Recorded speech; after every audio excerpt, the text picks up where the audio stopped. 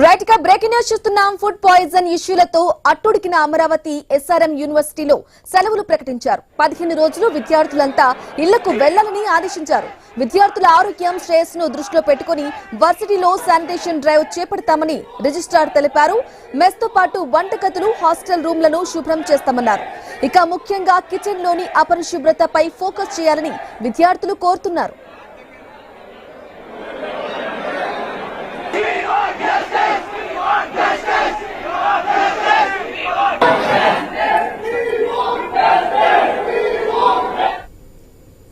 Right గా food poison ఇష్యూలతో అట్టుడికిన అమరావతి ఎస్ఆర్ఎం యూనివర్సిటీ విద్యార్థులకు సెలవు ప్రకటించినట్లుగా తెలుస్తోంది.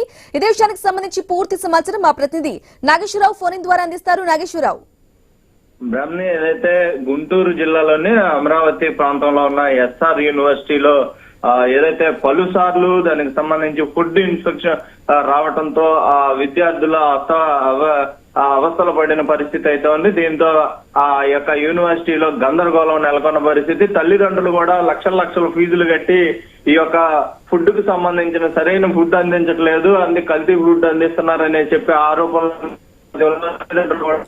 యూనివర్సిటీకి